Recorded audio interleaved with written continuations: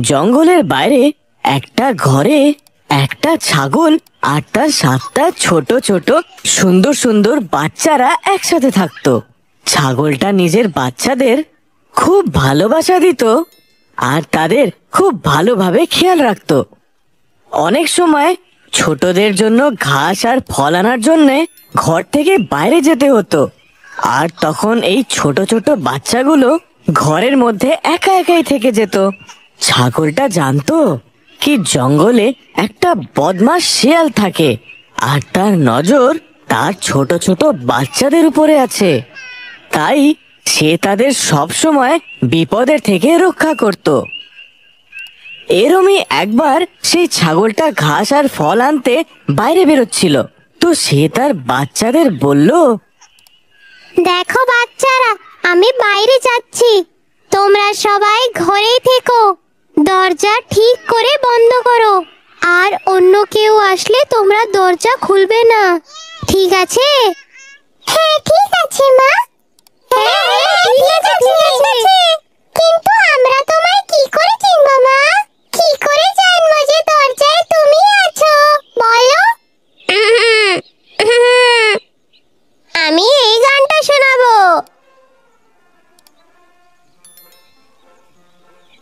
দরজা খোলো আমার সোনা মা এসে গেছে, জলদি খোলো খাওয়ার সুস্বাদু এনেছি, আরে জলদি খোলো খাওয়ার সুস্বাদু এনেছি। যখন তোমরা এই গানটা শুনবে তখনই তোমরা দরজা খোলো, ঠিক আছে?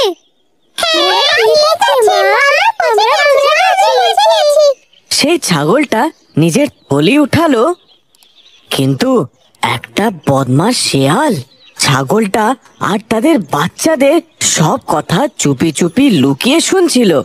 ও হো হো হো হো, এবার তোদের গোপন কথাটা আমি জেনে গেলাম। আজকে তো আমার ভুড়ি ভোজ। সঙ্গে সঙ্গে ছুটে দৌড়ে গিয়ে শিয়ালটা ছাগলের ঘরে গেল, দরজা খটখট করলো আর নিজের বেসুরা আওয়াজে গাইতে শুরু করে দিল। দরজা খোলো আমার সোনা মা এসে গেছে, আরে জলদি খোলো খাবার সুস্বাদু এনেছি, আরে জলদি খোলো খাবার সুস্বাদু এনেছি। আরে বাহ, মা এসে গেছে, চলো দরজা খোলা যাক। কিন্তু মা এত তাড়াতাড়ি কি করে আসলো? হ্যাঁ, দরজাটা খোলো, মা খুব সুস্বাদু খাবার এনেছে। দাঁড়াও, দরজা খুলো না এখন। এই আওয়াজটা তো আমাদের মায়ের না? মা তো কত সুন্দর গায়, এটা তো কোনো ব্যাঙ গাইছে বলে মনে হচ্ছে। ঠিক বলেছিস ছোট, এটা আমাদের মা না। চলে যাও এখান থেকে, তুমি আমাদের মা নও। বাইরে দাঁড়ানো সেই শিয়ালটা হয়রান হয়ে গেল। আরে বাবা, আমি তো তোমার মা, দরজাটা খোলো। না না, তুমি আমাদের মা হতে পারো না, আমাদের মায়ের আওয়াজ তো খুব মিষ্টি, আর তোমার তো ব্যাঙের মতন। চলে যাও এখান থেকে। শিয়ালটা বুঝতে পেরে গেল যে বাচ্চারা এমনি তো হাতে আসবে না, কি করা যায় সে ভাবতে লাগলো।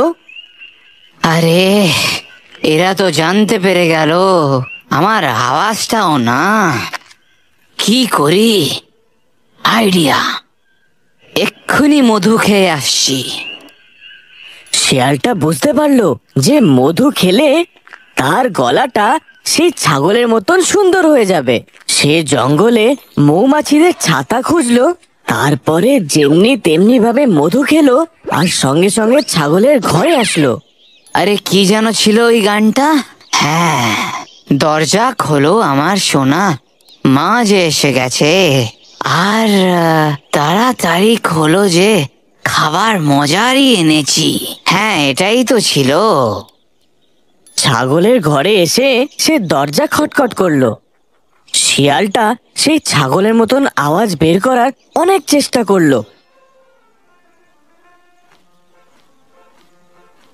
দরজা খোলো আমার সোনা মা এসে গেছে, জলদি খোলো খাবার সুস্বাদু এনেছি, আরে জলদি খোলো খাবার সুস্বাদু এনেছি। মনে হচ্ছে মা এসে গেছে।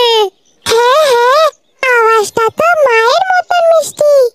চলো না, দরজাটা খোলা যাক বরং। মা খুব সুস্বাদু খাবার এনেছে। হ্যাঁ হ্যাঁ, দরজা খোলো। দাঁড়াও, আগে আমাকে দেখতে দাও, বাইরে মা আছে না অন্য কেউ।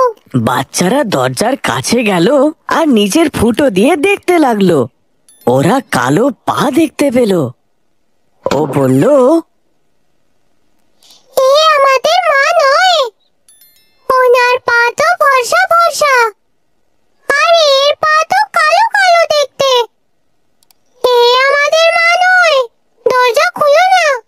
ছোট বাচ্চাটা দরজার কাছে গেল আর সে বলল, তুমি আমাদের মা নও, তোমার পাটা কালো, কিন্তু আমাদের মায়ের পা তো ফর্সা। চলে যাও এখান থেকে, তুমি আমাদের মা নও, চলে যাও এখান থেকে। এবার শিয়ালটা হয়রান হয়ে গেল। ওফ, এগুলো বাচ্চা না গোয়েন্দা? এত জলদি সে শিয়ালটা কোথায় হার মানত? সে গেল সেই গ্রামের দিকে।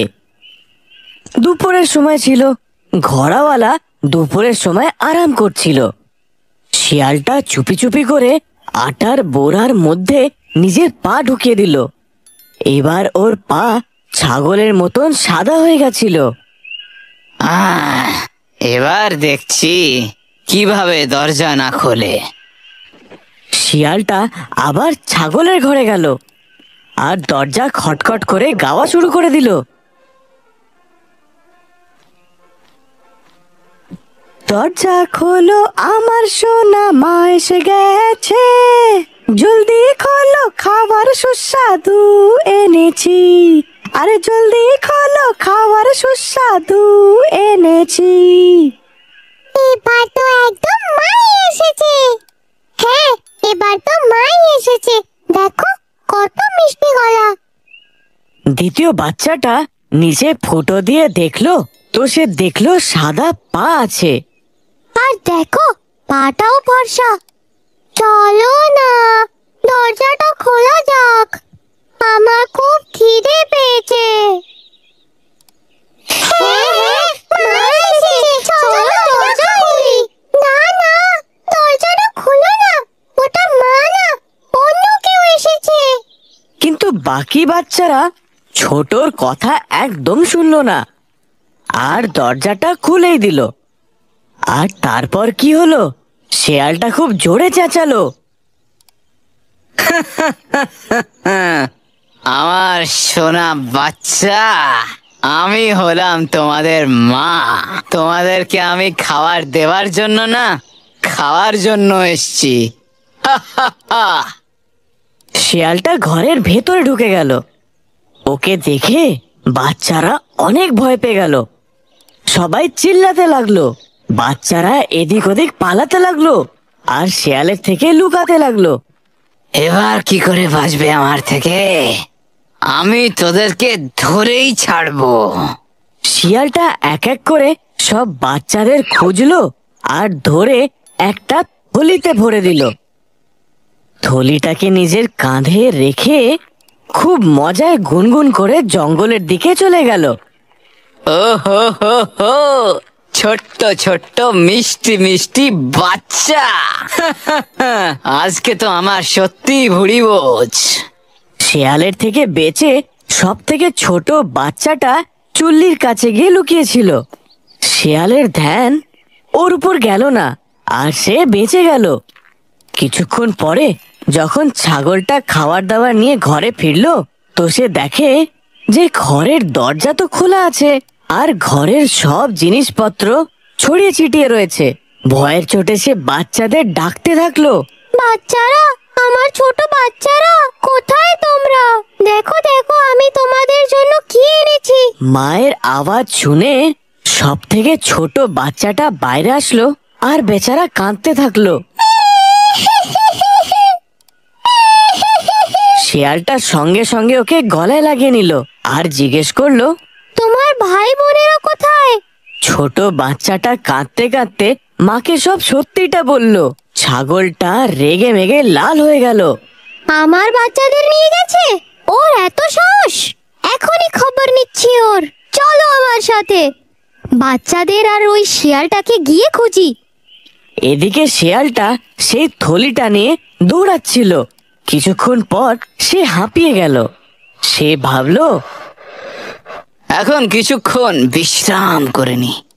এমনিতেও বাচ্চাগুলো কোথায় দৌড়ে পালাবে, ওদের তো আমি বেশ মজায় খাবো। হ্যাঁ, এমনটা ভেবে শিয়ালটা থলিটা নিচে রেখে একটা বড় গাছের তলায় বসে আরাম করে ঘুমাতে লাগলো। আর সেই ছাগলটা বাচ্চাদের খুঁজতে খুঁজতে সেই শিয়ালটার নাক ডাকার আওয়াজ শুনতে পেল।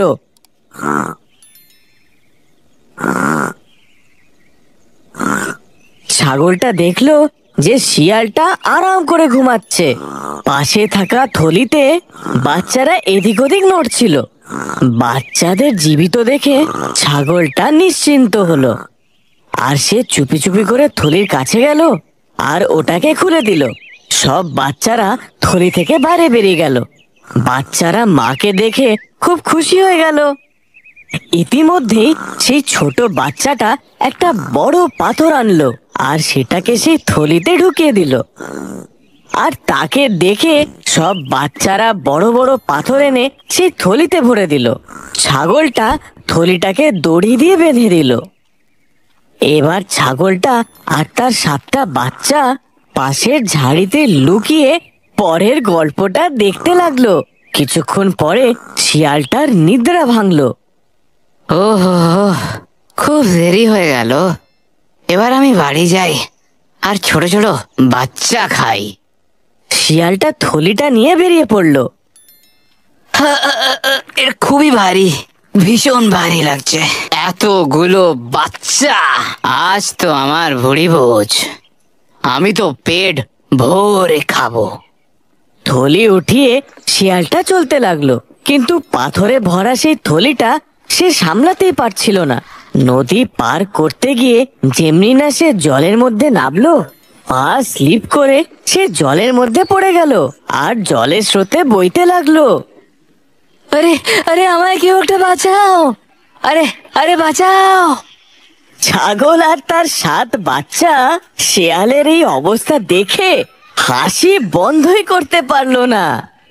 শিক্ষা, বাজে কর্মের ফল সবসময় বাজেই হয়।